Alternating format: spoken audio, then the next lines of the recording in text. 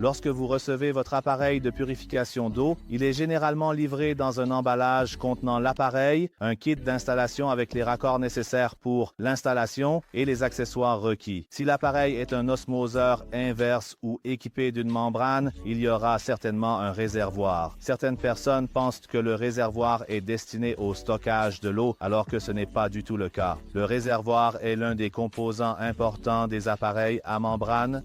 La membrane produit de l'eau sous pression, spécialement conçue pour que lorsque vous voulez prendre de l'eau du robinet sur votre évier, elle ne sorte pas goutte à goutte. L'eau doit sortir avec suffisamment de pression pour remplir un verre en quelques secondes et non en plusieurs heures. Dans le pack de l'appareil, il y a des accessoires pour l'entrée d'eau dans l'appareil et pour la sortie se réfère à l'eau usée de l'appareil. Ces appareils transforment l'eau qui y entre en eau purifiée potable et l'autre partie devient de l'eau usée, généralement salée, qui doit être dirigée vers les égouts. Nous avons également inclus un raccord pour les égouts dans le pack pour vous. La méthode d'installation est très simple. Si vous êtes un peu bricoleur, vous pouvez facilement installer l'appareil avec ces raccords. Cependant, si vous trouvez cela difficile ou un peu compliqué, vous pouvez également contacter nos collègues qui ont une méthode similaire, notée sur la carte de garantie qui est incluse avec tous les appareils. Pour vous mettre en contact avec un installateur dans votre ville ou région, ils peuvent vous guider en ligne ou par téléphone pour vous indiquer où l'appareil doit être installé. Cependant, la meilleure solution est de faire appel à des experts dans ce domaine. À ce jour, en décembre 2023, nous avons des installateurs dans 380 villes à travers l'Iran. Maintenant, voyons quels composants et raccords se trouvent dans ce kit d'installation pour faciliter l'installation et la mise en service de votre appareil. Tout d'abord, examinons les composants et raccords inclus dans ce kit d'installation. Il y a certainement une longueur spécifique de tuyaux pour connecter l'eau de l'appareil, tant pour l'entrée que pour la sortie, ainsi qu'une clé pour ouvrir et fermer les filtres. Il y a un raccord en T d'entrée qui est généralement en plastique dans les kits pour le moment. Pourquoi? Parce qu'il est plus facile à manipuler que les raccords métalliques et qu'il ne se casse pas si vous le faites tomber. Cependant, gardez à l'esprit que cette pièce est à usage unique et n'a pas de grande valeur. Donc, si vous êtes locataire ou si vous déménagez souvent, laissez-le facilement pour la prochaine personne qui voudra connecter son appareil au robinet, un robinet d'entrée.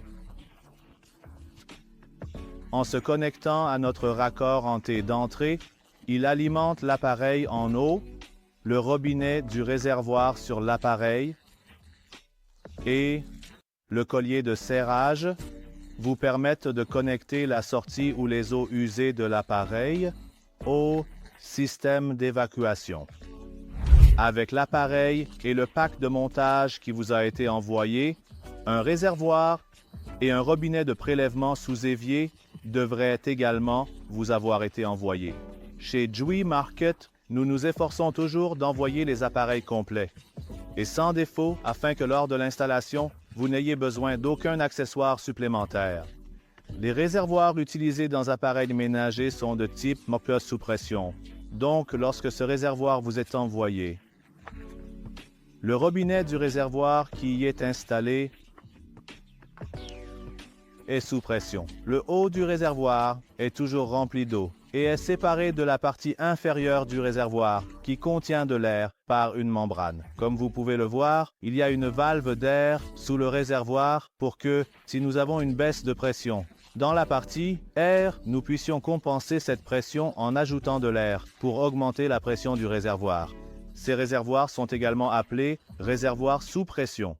Le robinet du réservoir qui vous a été envoyé doit être installé sur votre appareil et connecté à celui-ci. En plus de cela, un robinet de type évier vous a également été envoyé. Habituellement, pour nos appareils complets, c'est-à-dire électriques, nous envoyons ce robinet de type levier ou fantaisie car il a une apparence plus élégante et une qualité supérieure. Le robinet de l'appareil a la capacité de pivoter à 360 degrés et le levier pour ouvrir et fermer le robinet est généralement moins cher sur les appareils mécaniques. Certaines personnes veulent simplement utiliser une eau plus saine et le coût est important pour elles, donc un robinet étoile est envoyé. Le robinet étoile fonctionne de la même manière que les robinets à levier, à la différence qu'il est un peu plus léger et que le type de robinet n'est plus à levier comme celui-ci. Il est en forme de volant ou d'étoile. N'oubliez pas que si un jour votre robinet à billes rencontre un problème et commence à fuir, il n'est pas nécessaire de remplacer complètement le robinet. Rendez-vous sur le site de Joy Market, recherchez le mot cartouche de robinet et nous vous enverrons une cartouche de robinet ou la cartouche elle-même ou même avec la poignée complète. Cela ne vous coûtera pas cher et votre robinet sera facilement réparé. L'appareil que vous commandez chez Joy Market est vérifié avant l'expédition et pendant le processus de production. Sont testés par un test de pression d'air pour nous assurer qu'il n'y a aucune fuite. Ce test d'air est effectué 24 heures avant l'emballage et une fois que nous sommes sûrs qu'il n'y a aucune fuite, nous emballons et expédions l'appareil. Cela se manifeste par le fait que le manomètre de l'appareil doit être élevé, ce qui indique que l'appareil a été allumé auparavant. Je réitère que nous n'utilisons pas d'eau pour le test, mais de l'air. Lorsque j'ouvre le bouchon d'un des raccords, ce son ou un bruit distinct se produit. Ce son doit être entendu depuis l'appareil, ce qui montre qu'il reste encore de l'air, ou du vent dans l'appareil, donc il n'y a pas de fuite. Dans les appareils que vous achetez sur le site Joy Market, les connexions de montage de l'appareil sont de type à raccord rapide ou à connexion rapide. Par rapide, cela signifie que vous pouvez très facilement connecter le tuyau et d'autres raccords à ce connecteur, sans avoir besoin de visser ou de boulonner. C'est pourquoi on l'appelle une connexion rapide, et elle est facilement étanche, comme vous pouvez le voir, utilisée dans tous les appareils. Pour la sortie du réservoir, vous devez utiliser ce filtre. Il y a un raccord qui se connecte via une vanne installée sur le réservoir. Et avec un tuyau que vous coupez à la longueur nécessaire, vous le connectez à ce raccord pour distribuer l'eau de votre réservoir. Sur la partie des eaux usées, il y a également un bouchon de type connexion rapide ou Quick que vous connectez à votre système d'égout urbain. Naturellement, pour la sortie et l'eau filtrée ou prête à l'emploi, vous retirez également cette connexion et connectez le tuyau au robinet sur l'évier. Avec le paquet envoyé pour l'installation de l'appareil, le filtre principal de votre purificateur, qui est le filtre à membrane d'osmose inverse, est également inclus séparément dans le carton. Vous devez vous assurer que le filtre à membrane est correctement placé dans le boîtier ou le compartiment spécial pour la membrane, de sorte que lorsque vous ouvrez le couvercle du boîtier de la membrane pour insérer le filtre, il soit correctement positionné. Le joint noir doit être orienté vers le couvercle lorsque vous placez le filtre à membrane. Assurez-vous qu'il est complètement inséré dans le compartiment puis refermez fermement le couvercle du compartiment du filtre à membrane. Notez que le filtre à membrane est fabriqué à partir d'un papier avec une technologie spéciale qui possède des pores très fins et il ne doit en aucun cas être exposé à des particules de charbon qui proviennent du deuxième filtre pénètrent dans ces pores. Pourquoi? Parce que, pour ainsi dire, cette membrane se bouche. Et non seulement elle n'effectue pas le processus de filtration, mais elle peut même l'aggraver. Il est donc essentiel de toujours surveiller le filtre à membrane. Si le moment est venu de remplacer les filtres de votre appareil, assurez-vous de le faire correctement, c'est-à-dire en évacuant l'eau noire et en veillant à ce qu'elle ne pénètre pas dans les pores de la membrane. La chambre de la membrane a une entrée et deux sorties. L'entrée se fait après les filtres de préfiltration, c'est-à-dire après que les 3 étapes de filtration ont été effectuées, l'eau entre dans le filtre à membrane. Nous avons 2 sorties, l'une est l'eau filtrée qui se trouve au centre de la membrane sensible et l'autre est l'eau usée qui est évacuée par cette pièce. Doit être dirigée vers le système d'évacuation des eaux usées. Je vais vous montrer cela de près. Regardez, la pièce de drainage ou la capsule d'évacuation de l'appareil, malgré son apparence simple, effectue une tâche très importante. Un chiffre est inscrit dessus. Le chiffre 300 signifie qu'il ne permet l'évacuation que de 300 ml d'eau par minute, ce qui signifie que la pression derrière la membrane est maintenue. Pour un appareil domestique, nous devons utiliser un drain avec un débit de 300. La direction indiquée dessus montre le sens de l'écoulement de l'eau, donc la sortie du boîtier de la membrane va à l'entrée du drain et la sortie du drain. De cette manière, à l'aide d'un tuyau, il va à votre système d'égouts urbain selon la quantité et la longueur nécessaires. Le fonctionnement avec les raccords est tel que, lorsque vous placez ou retirez le tuyau ou le bouchon sur l'appareil, pour le retirer, vous devez absolument appuyer sur cet anneau autour de ce boîtier pour le libérer. Beaucoup de gens tirent cette partie fermement par erreur et n'appuient pas dessus, ce qui cause des dommages. C'est à la pièce de raccord de l'appareil. Bien, passons à la mise en route générale de l'appareil. Supposons que vous avez maintenant connecté l'entrée, vous avez connecté les sorties, dont l'une était le réservoir et l'autre la capsule. Peu importe combien d'étapes votre appareil a. Peut-être que votre appareil est un appareil à 8 ou 9 étapes. Le dernier filtre va à votre robinet de consommation. Vous l'avez également connecté. Maintenant, vous voulez démarrer l'appareil. Vous avez la prise électrique et avant de la brancher, vous devez vous assurer que vous avez ouvert le boîtier numéro 3. Jusqu'à présent, lorsque vous voulez allumer l'appareil, l'eau contenant du charbon du filtre de la deuxième étape ne doit pas entrer dans le filtre de la troisième étape et la membrane. Comment faire? Un outil vous a été envoyé dans votre kit de démarrage pour ouvrir et fermer les boîtiers de vos préfiltres. Vous pouvez facilement ouvrir le boîtier numéro 3 avec l'outil. Ce n'est pas très difficile et ne nécessite pas beaucoup de force, sauf si vous n'avez pas remplacé le filtre à temps, ce qui pourrait avoir causé des dépôts. Sur les filetages du boîtier. Lorsque vous ouvrez le filtre numéro 3, de la même manière que je vous l'ai expliqué, vous pouvez retirer cette connexion et placer l'extrémité de sortie de ce tuyau dans un récipient transparent comme une carafe. Ou si vous ne le souhaitez pas, il suffit de placer votre carafe sous ce boîtier, une fois que vous l'avez ouvert. Branchez l'appareil à l'électricité et ouvrez l'eau d'entrée. Vous verrez une eau noire que nous appelons familièrement, aussi noire que du soda, car elle contient du charbon. Environ entre 4 et 8 litres. Je voudrais vous dire quelque chose de très important. Certaines personnes pensent que cette eau noire qui sort de l'appareil est quelque chose de superflu et de désagréable, alors qu'en réalité, plus il y a d'eau noire ou de poussière de charbon dans le filtre, plus le filtre est de haute qualité car il contient plus de charbon. Malheureusement, certaines entreprises utilisent du charbon de pierre sous le nom de charbon actif. Et ce charbon de pierre est en fait n'a pas de poussière. Et le client pense que sa qualité est supérieure, alors que ce n'est pas le cas. Le vrai charbon végétal a plus de poussière de sortie qui doit bien sûr être lavée et ne doit pas entrer dans le filtre à membrane, donc vous ouvrez l'eau.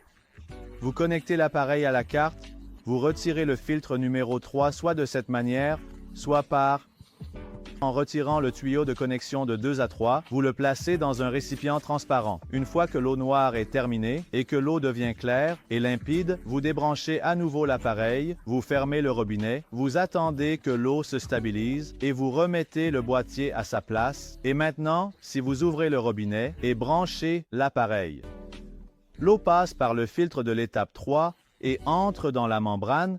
C'est là que le processus de purification commence réellement. Jusqu'à présent, tout ce qui a été fait était le pré-traitement. Mais avant cela, permettez-moi de vous expliquer pourquoi les appareils que vous achetez chez Joywater ou dans le magasin Joymarket utilisent un filtre différent pour le filtre numéro 3 au lieu d'un filtre à charbon bloc. Un filtre en fibre est utilisé. Nous partons du principe que le filtre numéro 2 a été oublié, ce qui signifie que l'eau n'a pas été débarrassée de son charbon ni de ses impuretés noires. Bien que le filtre numéro 3, qui était utilisé auparavant dans l'appareil, n'ait plus cette fonction, le rôle du filtre 3 en charbon bloc était de capturer les composés nitrés. Mais, dans le processus de purification des stations urbaines, il ne reste plus de nitrate pour que le filtre 3 intervienne. Il est préférable d'utiliser un filtre en polypropylène au lieu du charbon bloc. Nous avons conçu un filtre 3 avec un tamis et des bouchons pour ressembler à un charbon bloc, mais en polypropylène. Sa matière est la même que le filtre en fibre numéro 1. Videz le filtre numéro 2 de l'eau noire, ou si vous l'avez déjà vidé et qu'à cause d'un léger mouvement ou d'un déplacement sous l'évier, le charbon dont nous avons parlé s'est à nouveau cassé, ce filtre en fibre empêche ces charbons d'entrer dans la membrane. Concernant la membrane, lorsque l'eau entre dans la membrane et que nous avons pris les deux sorties, c'est-à-dire l'eau purifiée et l'eau résiduelle est censée être dirigée vers le système de F. Et l'eau purifiée en sort. Vous devez garder à l'esprit que l'eau purifiée entre d'abord dans un interrupteur appelé communément interrupteur de pression ou haute pression. Sa fonction est de couper automatiquement l'appareil si la pression de l'eau devient si élevée que l'appareil n'a plus besoin de produire. Qu'est-ce que cela signifie?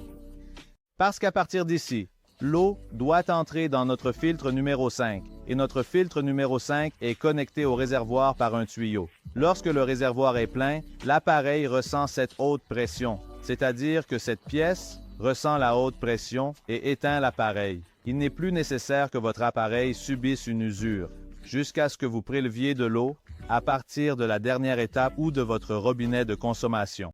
Le manque de pression est détecté par l'interrupteur de haute pression. Le réservoir se vide et vos appareils se rallument pour produire de l'eau nouvelle. Il est possible que, lors de la première utilisation, de votre sortie, il y ait encore une certaine quantité de l'eau trouble ou de couleur noire sorte. Ne vous inquiétez pas du tout, car cela se produit après l'entretien et c'est dû à la présence du filtre à charbon actif. Le filtre à charbon actif contient du charbon et sa raison d'être est que si vous êtes absent de chez vous pendant un certain temps et que l'eau stagne et prenne une odeur, cela permet à l'eau de passer du réservoir au filtre à charbon actif pour éliminer l'odeur avant de sortir. Après 1 ou 2 rinçages, c'est-à-dire lorsque votre réservoir se remplit et se vide 2 fois, le charbon du filtre à charbon actif est également rincé et vous ne le verrez plus. Vous devez donc laisser l'appareil fonctionner, au moins 2 fois. Le réservoir doit être complètement rempli et, à la fois le réservoir et le filtre à charbon actif doivent être rincés pour que l'eau soit prête à être bue. Félicitations, votre appareil est à moitié prêt, mais l'eau est un peu amère. Pourquoi? Venez un instant avec moi. Sur votre appareil, il y a un robinet que nous appelons communément le robinet mélangeur. À quoi sert ce robinet? Avant d'utiliser l'appareil de purification d'eau, vous utilisiez de l'eau non purifiée ou de l'eau minérale et votre palais s'était habitué à cette eau. Maintenant, vous buvez de l'eau relativement pure, au moins 93 à 95 %, plus pure que l'eau précédente. Il est donc naturel que vous ressentiez que l'eau est un peu amère. Ce robinet mélangeur permet à l'eau de passer directement vers le réservoir après le filtre numéro 3 sans que la membrane n'ait d'effet sur l'eau. Vous devez toujours essayer de garder votre robinet mélangeur fermé tant que l'eau a un goût légèrement amer dans cette situation.